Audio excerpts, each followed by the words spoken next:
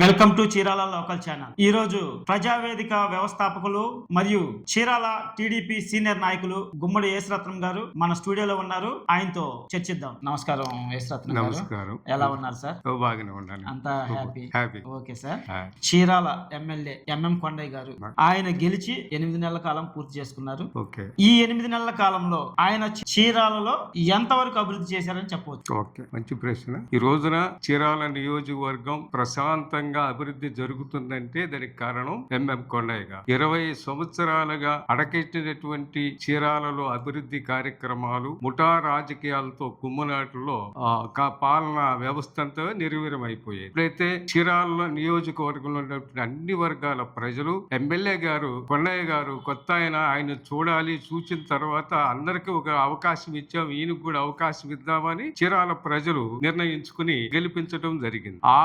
గెలిచిన దగ్గర నుండి కూడా అన్ని అభివృద్ధి కార్యక్రమాల్లో మంచి బాటలు వేసుకుంటూ ప్రజలతో మమేకమయ్యి ఎలాంటి సమస్యలు ఉన్నాయో ఆ సమస్యలను గుర్తించి పరిష్కరించడంలో చీరాల కొండయ్య గారికి మంచి గుర్తింపు వచ్చింది. అదే విధంగా చీరాలలో ఈ గతంలో ఆరోగ్యశ్రీలు అయ్యాయి ఉండేవి. పై లంచాలు ఇచ్చినటువంటి వాళ్ళకే వస్తామండి కార్పొరేట్ హాస్పిటల్స్ వాటిని ఏ విధంగా చేసుకునే మనం అందరికి తెలిసిన విషయమే. చీరాలలో పేదవారికి వైద్య సహాయం కొరకు విరివిగా చీరాల నియోజకవర్గంలో ఉన్నటువంటి బాధిత కుటుంబాలకు చేయూతనిచ్చినటువంటి వాడు కొండయ్య గారు. మన గౌరవ ముఖ్యమంత్రి చంద్రబాబు నాయుడు గారి ఆదేశంతో ప్రతి ఒక్క కార్యక్రమం ఇక్కడ సక్సెస్ఫుల్ గా చేస్తా ఉన్నాడు. ఇప్పటి వరకు కూడా వందల్లో ఈ 8 నెలల కాలంలో వందల్లో ఇచ్చినటువంటి మెడికల్ బిల్లులు కానీ పేదలకి వైద్య ఖర్చులు కానీ బ్రహ్మాండమైనటువంటి అభివృద్ధి పదంలోకి ఆరోగ్య పథకం ద్వారా మనకి అందిస్తున్నటువంటి వ్యక్తి మన కొండయ్య గారు. ఆరోగ్యం గురించి మాట్లాడారు మీరు. చీరాల ఏరియా వైద్యశాలలో వైద్యం సరిగ్గా అందడం లేదని చాలా ఫిర్యాదులు వస్తాయి. దీని మీద ఎమ్మెల్యే గారు దృష్టి పెట్టారంటారా? ఖచ్చితంగా పెట్టాడు. ఎమ్మెల్యే గారు ప్రతి డిపార్ట్మెంట్ మీద క్షుణ్ణంగా పరిశీలించి దృష్టి సారించున్నాడు. అందరిని వాళ్ళు అనుకుంటున్నారేమో కొండయ్య గారికి ఏం తెలియదని అనుకుంటున్నారేమో. ఆయన అన్నిట్లో కల్లా దిట్ట. ఆయన ప్రతి డిపార్ట్మెంట్ ని క్షుణ్ణంగా చేస్తా ఉన్నాడు.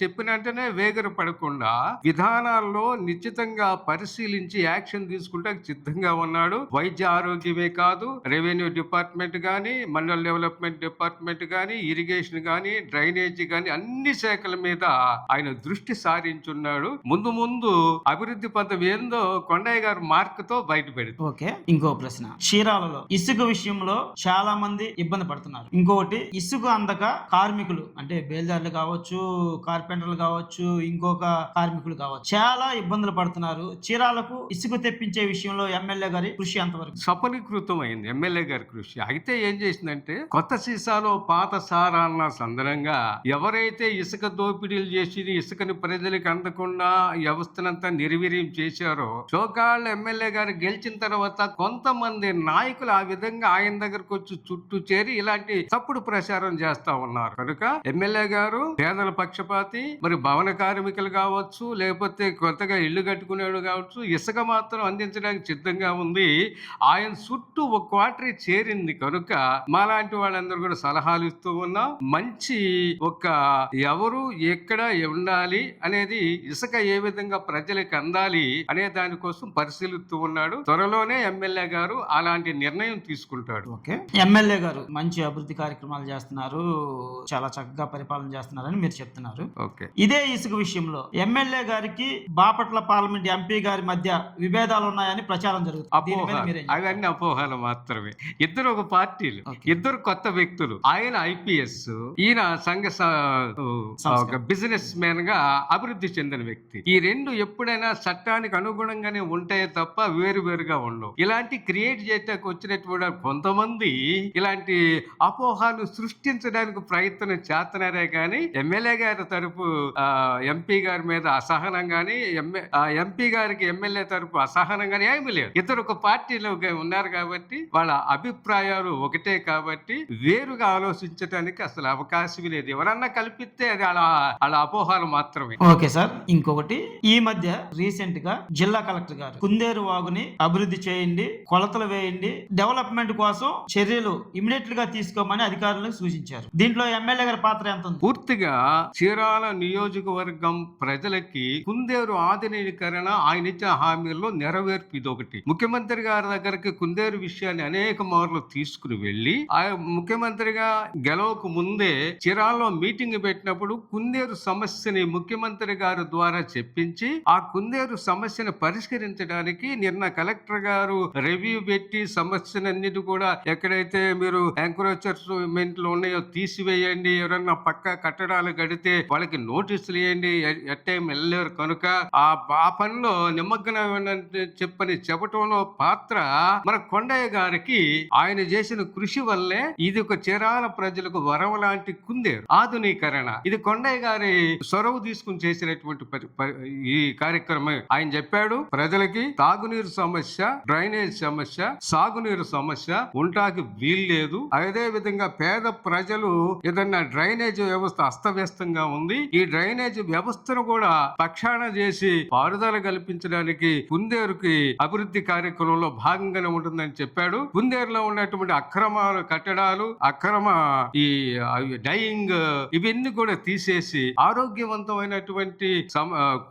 చీరాల ప్రజలు ఆరోగ్యవంతమైనటువంటి జీవనం గడపాలంటే ఏకైక సమస్య మురుగునీటి సమస్య. దాని ద్వారా అనేక వ్యాధులకు కూడా కారణాలు అవుతున్నాయి కనుక ఇది గుర్తించిన ఎమ్మెల్యే గారు కంకణం కట్టుకుని ఆ పని చేయించినందుకు మొదటిగా మా ఎమ్మెల్యే గారికి ధన్యవాదాలు. ఎమ్మెల్యే గారు ఎంఎం కొండయ్య గారు గెలిచిన కొద్ది రోజుల్లోనే చీరాల్లో అంటే అవి ఏ కారణమైన కావచ్చు 2-3 హత్యలు జరిగింది. అలాగే కొన్ని అసాంఘిక కార్యక్రమాలు కూడా జరుగుతున్నాయని ప్రచారం జరుగుతుంది. చీరాల్లో శాంతి భద్రతల మీద ఎలాంటి యాక్షన్ తీసుకున్నారు ఎమ్మెల్యే గారు? ఎలాంటి యాక్షన్ తీసుకోబోతున్నారు? గత ప్రభుత్వంలో చేసినటువంటి స్తబ్దత వల్ల డిపార్ట్మెంట్ ని సక్రమైన గాడిలో పెట్టకుండా నడిపించలేని పరిస్థితి వల్ల కొండయ్య గారు వచ్చిన తర్వాత నిశ్చితంగా పరిశీలించి అప్పటికి జరుగుతున్న అన్నట్టు హత్యలు జరిగినవి ఇవన్నీ జరిగినాయని చెప్పని ఈ గంజాయి బ్యాచ్లు చేసినటువంటి పనులు, ఈ డ్రగ్ మాఫియా గంజాయి బ్యాచ్లు ఇవన్నీ చేసేటువంటి పనులు విచ్చలవిడిగా పెట్టలేకపోతున్న సమయంలో ఆయన మరి ముఖ్యమంత్రి గారి దృష్టికి తీసుకెళ్లి మన హోమ్ మినిస్టర్ మేడం గారిని కూడా ఇక్కడ తీసుకొచ్చి శాంతి భద్రతను కాపాడటంలో చీరాల్లో కొండయ్య గారి మార్కు ఖచ్చితంగా కనపడుతా ఉంది. అరాచక శక్తులు అణిసివేయటానికి, మరి దుష్ట శక్తులు వాళ్ళ ఆగడాలు కట్టించడానికి కొండయ్య గారు పరిపాలన సక్రమంగా తీసుకుని శాంతి భద్రతలు కూడా గాడిలో పెట్టిన పరిస్థితి మన కొండయ్య గారికే దక్కుతుందని అందరు ఎమ్మెల్యేల్లో కనీసం మనం ఎన్నో సార్లు నుండి ఎమ్మెల్యేలు కోట్లేస్తా ఉన్నాం, అనేక మంది ఎమ్మెల్యేలుగా వచ్చారు పోయారు, కానీ ఇదిగో వచ్చిన వెంటనే చర్యలు తీసుకోవటం అది మన కొండయ్య గారికే దక్కుతుంది. ఆ ఘనత కూడా చీరాల ప్రజలు హర్షిస్తూ ఉన్నారు. కారణం ఒకటేంటంటే శాంతి భద్రతలను విచ్ఛిన్నం చేయటానికి, అభివృద్ధిని కుంటుపరచడానికి సోకాళ్ళు గత ప్రభుత్వాల్లో ఏలుబడి చేసినటువంటి నాయకులు, కేడర్ని ఇబ్బంది పెట్టిన నాయకులు వచ్చి ఇప్పుడు చుట్టూరు చేరుతా ఉన్నాడు. కొండయ్య గారికి అన్ని విషయాలు తెలుసు. వాళ్ళనే నాయకులుగానే గుర్తించాలి, కార్యకర్తల మీద వాళ్ళ ప్రభావం ఉండకుండా చూడాలి. కొండయ్య గారు అది చూస్తాకి ఖచ్చితంగా ఆ విధంగా అడుగులు వేస్తూ ఉన్నాడు. చేరేటువంటి నాయకులు స్థితిగతులను కూడా ఇక్కడ ప్రజలు తిరస్కరించే నాయకులే వచ్చి చేరుతా ఉన్నారు, కార్యకర్తలు కూడా వచ్చి చేరుతా ఉన్నారు. అందులో ఇలా దాడి తట్టుకునేటటువంటి కార్యకర్తలు ఉన్నారు, సామాన్య కార్యకర్తలు. వీళ్ళు చూసి ఇప్పుడు అమ్మో మళ్ళీ మొదటికి వచ్చిందే పరిస్థితి అంటా ఉన్నారు. అలాంటి కార్యకర్తలకి, సీనియర్లకి, కార్యకర్తలకి అందరికి కూడా ప్రజలకు కూడా భరోసా ఏంటంటే ఎమ్మెల్యే గారి తరఫున ఎమ్మెల్యే గారు ఖచ్చితంగా పరిశీలిస్తూ ఉన్నాడు. శాంతి భద్రతల విషయంలో గాని, ఈ సోకాళ్ళు నాయకులు పెట్టేటువంటి ఘర్షణల విషయంలో గాని ఎక్కడెక్కడ ఘర్షణలు ఇప్పుడు జరుగుతా ఉన్నాయి. మళ్ళీ అంతకుముందు ప్రశాంతంగా ఉన్నటువంటి చీరాల 8 నెలలు, ఈ 9వ నెలలో కొంతమంది జాయినింగ్ అందువల్ల ప్రజల్ని మళ్ళీ గందరగోళం చేస్తా ఉన్నారు. ఇది ఎమ్మెల్యే గారు దృష్టికి తీసుకెళ్తాం. సక్రమైనటువంటి పరిపాలన అందించడానికి మన కూటమి ప్రభుత్వం తీసుకునే నిర్ణయాల్లో మన ముఖ్యమంత్రి గారు, మన నారా లోకేష్ బాబు గారు ఏదైతే ఆదేశం ఇస్తున్నారో కొండయ్య గారు చూసా తప్పకుండా ప్రజల దగ్గరికి తీసుకెళ్తా ఉన్నారు. నిన్న గ్రీవెన్స్ పెడితే ప్రజావేదిక పెడితే దరిదాపు 1000 అప్లికేషన్లు నాకు వచ్చినాయి. 1000 అప్లికేషన్లు ఏంది సోకాళ్ళు నాయకులకు వ్యతిరేకంగా వస్తున్న ఉన్నాయి. అయ్యా మాకు పెన్షన్ లేదు, మాకు ఇళ్ల స్థలాలు లేవు, గత ప్రభుత్వంలో మాకు అతి చేశారు, మమ్మల్ని ఇబ్బంది పెట్టారయ్యా, వీళ్ళ నుండి మనం కాపాడము కొన్ని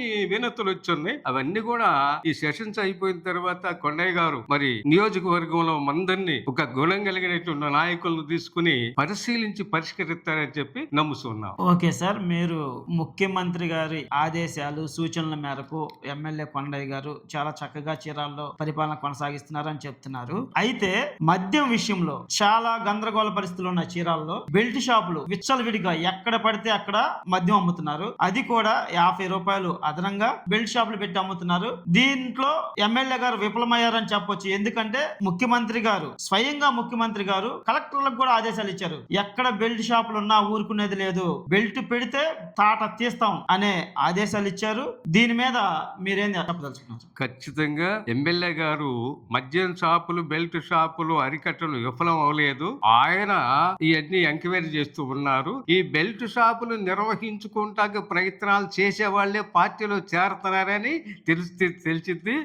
ఎవరైనా సీనియర్ నాయకులు, టీడీపీ కార్యకర్తలు, టీడీపీ నాయకులు బెల్ట్ షాపులు ఎవరు నిర్వహించడం లేదు. గత ప్రభుత్వంలో దాచుకున్నటువంటి బెల్ట్ షాపులు నడిపినటువంటి యాజమాన్యం ఇప్పుడు అదే పడగా ఇది పార్టీలో చేరినట్టు నటిస్తూ ప్రజల్ని ఇబ్బందులు పెడుతూ ఎమ్మెల్యే గారికి చెడ్డ పేరు తెట్టక ప్రయత్నం చేస్తా ఉన్నాడు. కనుక సీనియర్ కార్యకర్తలుగా ప్రజలు ఎవ్వరు హర్షించట్లేదు ఆ నాయకులు చేరుబాటుని. ఖచ్చితంగా ఈ బెల్ట్ షాపుల విషయంలో ఎమ్మెల్యే గారు అరికట్టడానికి ఒక యాక్షన్ ప్లాన్ తీసుకుంటాడని నేను విశ్వసిస్తూ ఉన్నాను. ఓకే, రత్నం గారు, ఇంకొక ముఖ్యమైన విషయం ఏంటంటే చీరాల నియోజకవర్గంలో గత ప్రభుత్వంలో అధికారులు తప్పిదం కావచ్చు, పాలకులు తప్పిదం కావచ్చు, లేదా పాలకులు ఎన్నికలు జరిగితే మాకు ఉపయోగం ఏంటి అన్న ధోరణిలో అయినా ఉండొచ్చు, పంచాయతీ ఎన్నికలు చీరాల నియోజకవర్గంలో ఆగిపోయినాయి. వీటిని మరలా జరిపించడానికి ఎమ్మెల్యే కొండయ్య గారు ఏమన్నా కృషి చేస్తున్నారా? చిత్తశుద్ధితో ఉన్నాడు. పంచాయతీ ఎలక్షన్లు, మండల ఎలక్షన్లు పెట్టించాలని చిత్తశుద్ధితో ఉన్నాడు. ఏ విధంగా వీళ్ళని ఎట్లా ఆ గ్రామాభివృద్ధి కమిటీలు వేయాలి అనే దానికోసం మేము కొంచెం ఆ ఎమ్మెల్యే గారికి కూడా ఇచ్చాము.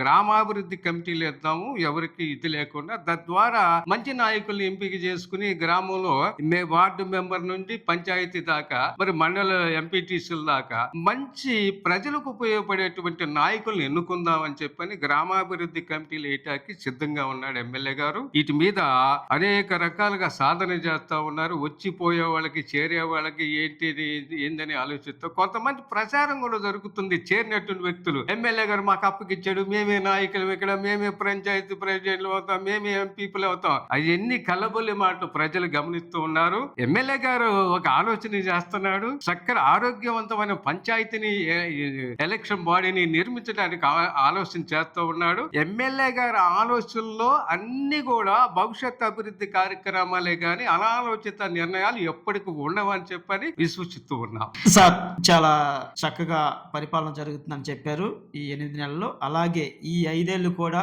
చీరాల నియోజకవర్గంలో ఎంఎం కొండయ్య గారు మంచి అభివృద్ధి కార్యక్రమాలు చేపట్టి చీరాలను అభివృద్ధి పదంలో ముందుకు తీసుకెళ్లాలని ఆశిద్దాం. మీ సమయాన్ని వెచ్చించి మాకు మీ అమూల్యమైన సందేశాన్ని ఇచ్చినందుకు మరొకసారి ధన్యవాదాలు సార్. అందరికి ధన్యవాదాలు, వీక్షకులందరికీ ధన్యవాదాలు. మన ఎమ్మెల్యే గారి తరపున కొంతమంది ఆ అసత్య ప్రచారాలు చేసుకుంటూ తిరుగుతూ ఉన్నారు. వాళ్ళ పట్ల ప్రజలు, సీనియర్ టీడీపీ లీడర్స్ అప్రమత్తంగా ఉండాలని అందరికి మనవి చేసుకుంటూ మా ఎమ్మెల్యే గారిని అభివృద్ధి పదంలో చీరాల అభివృద్ధి పదంలో నడిపించడానికి ప్రయత్నించడానికి ఆయన ప్రయత్నం బలపడాలని చెప్పని కోరుకుంటూ సెలవు తీసుకుంటూ ఉన్నాను. మరిన్ని విశ్లేషణ కోసం చూస్తూ ఉండండి చీరాల లోకల్ ఛానల్. నా చీరాల, మన చీరాల.